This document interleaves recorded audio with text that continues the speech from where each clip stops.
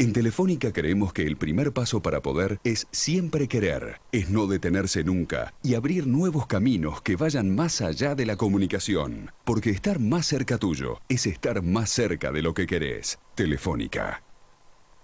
Aeropuertos Argentina 2000 es el lugar a donde llegan los sueños.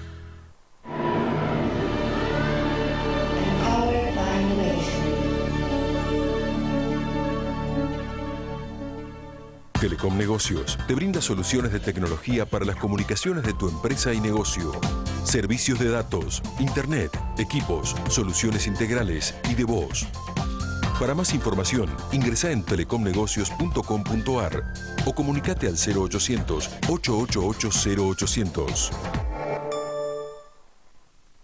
Banco Provincia, un banco que hace, una provincia que crece.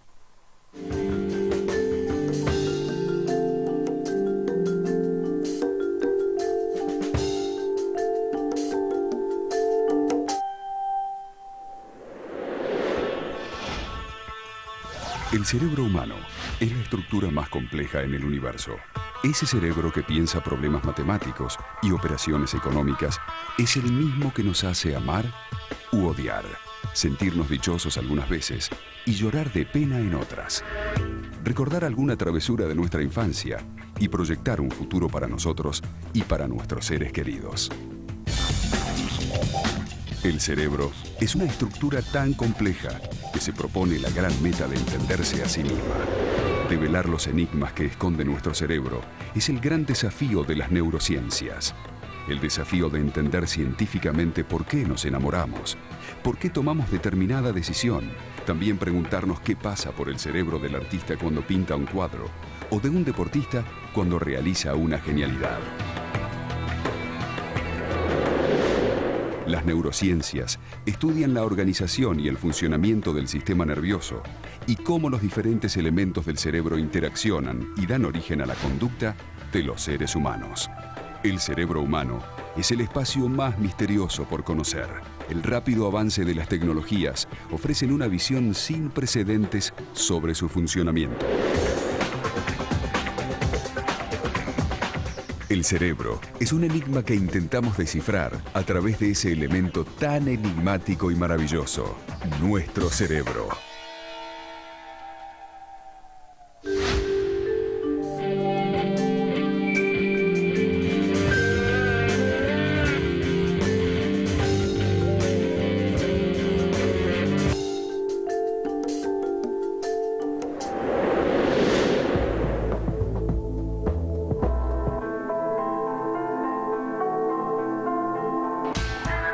Facundo Manes es médico neurólogo argentino y profesor universitario de reconocido prestigio internacional como investigador sobre el funcionamiento del cerebro humano.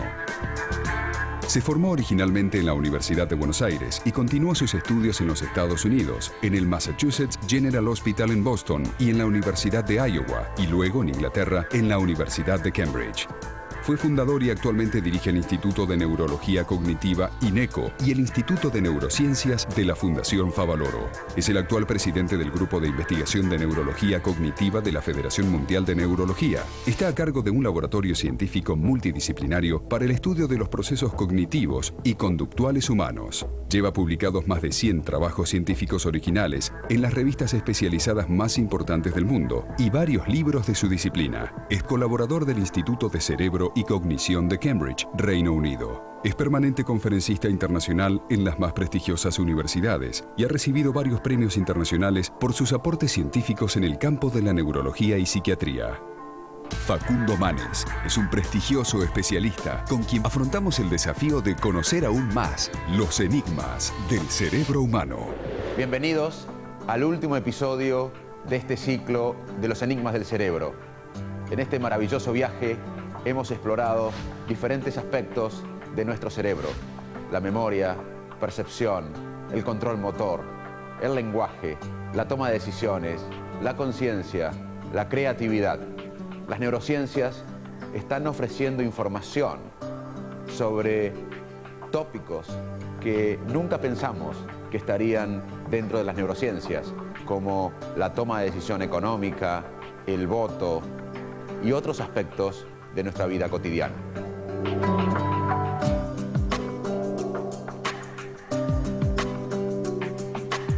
Durante esta serie hemos conversado con algunos de los principales científicos en el estudio de la mente humana.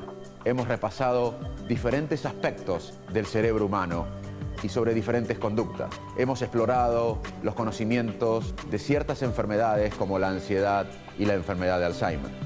Hoy, en este último capítulo, reflexionaremos sobre diferentes aspectos del cerebro humano, como la diferencia entre el cerebro masculino y el cerebro femenino, como la resiliencia, la capacidad de adaptarse exitosamente al trauma o al estrés.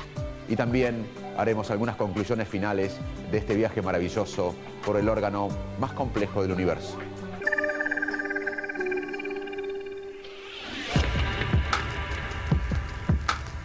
Hoy sabemos mucho y hemos aprendido muchísimo sobre diferentes aspectos del funcionamiento del cerebro.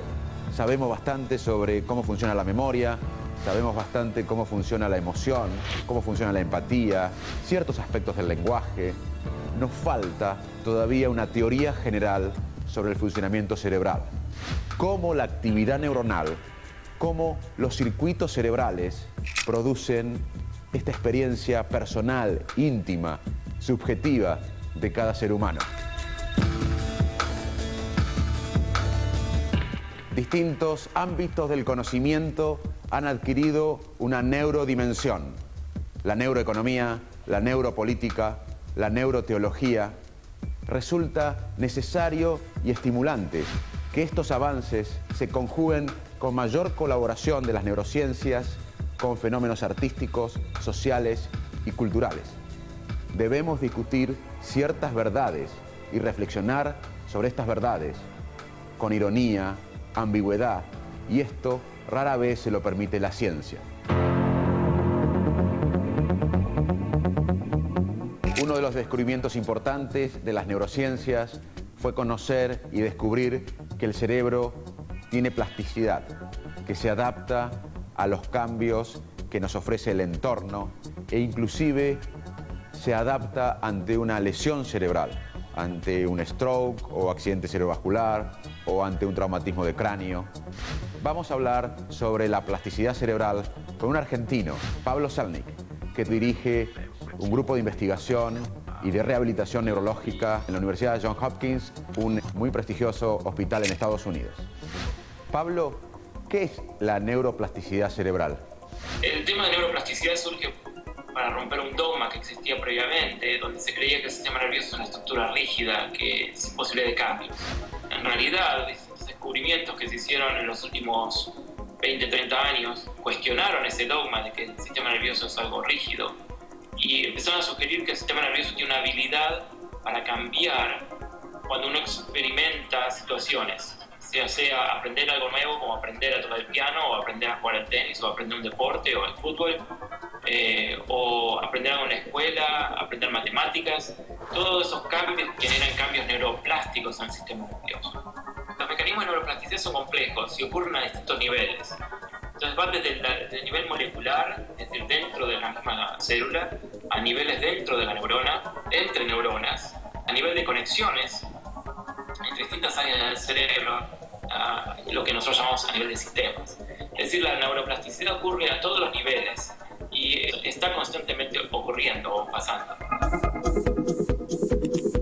Durante los últimos años ha habido muchas intervenciones que estuvimos testeando a nivel del laboratorio, en humanos. En cierta manera está habiendo en ese momento un cambio en el paradigma de cómo se rehabilitan los pacientes con lesiones neurológicas.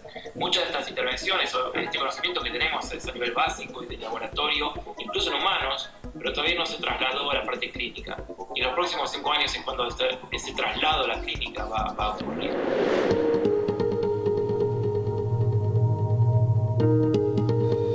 ¿Por qué algunas personas logran adaptarse y crecer ante la adversidad? La resiliencia es la capacidad del cerebro humano para adaptarse con éxito al estrés, trauma o adversidad. Desde la ciencia recién estamos empezando a comprender los factores psicosociales y neurobiológicos que están asociados a la resiliencia humana. Sabemos que un estrés importante en la infancia se correlaciona con trastornos mentales posteriores en la vida.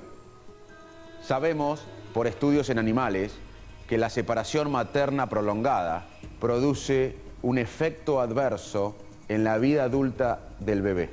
También sabemos que ciertas dosis de estrés tolerables, no abrumadoras, podrían activar mecanismos adaptativos del miedo, mecanismos de recompensa, de la respuesta al estrés, que servirían para proteger a nuestro cerebro de traumas posteriores.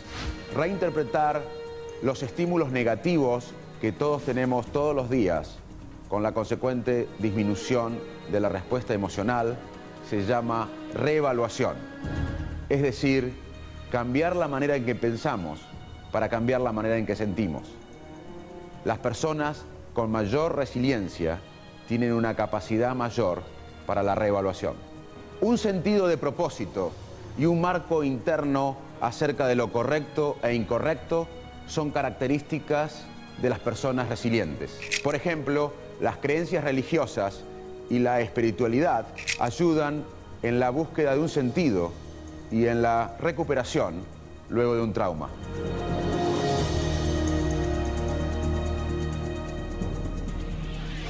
Tener fe o una creencia determinada ayuda a ser más resiliente, ayuda a vivir mejor, a enfrentar enfermedades. Pero ¿qué pasa en nuestro cerebro cuando tenemos fe? E incluso, ¿qué pasa en nuestro cerebro cuando tenemos una experiencia espiritual? La Universidad de Oxford ha destinado millones de dólares para crear un laboratorio multidisciplinario en donde se estudie la creencia y la espiritualidad. Esto podría verse como algo reduccionista.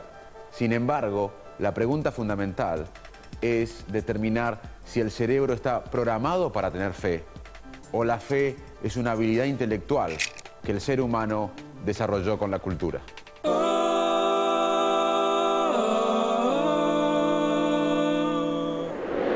Existen diferencias en la anatomía cerebral de los cerebros masculinos y de los cerebros femeninos que indicarían que la mujer y el hombre procesan ciertos aspectos conductuales de manera diferente.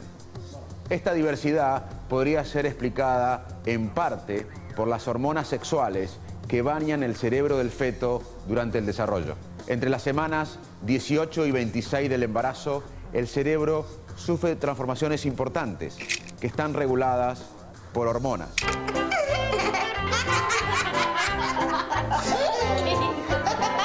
Yo tengo dos hijos, Pedro y Manuela. Nunca influí sobre la predilección en los juguetes de Pedro y Manuela.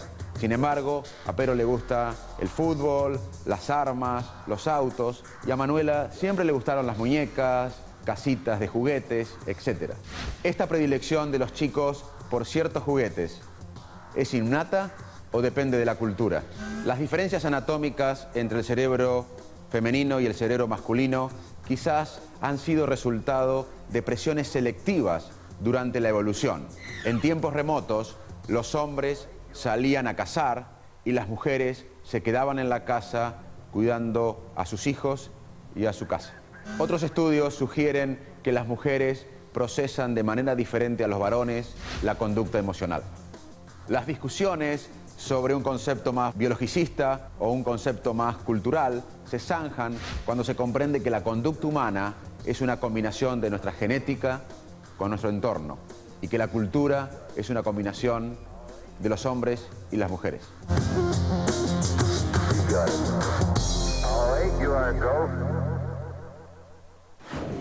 En el próximo bloque de Los Enigmas del Cerebro, nos preguntaremos sobre la memoria y el olvido, y también sobre por qué los desafíos intelectuales constituyen una herramienta fundamental para el buen funcionamiento de nuestro cerebro.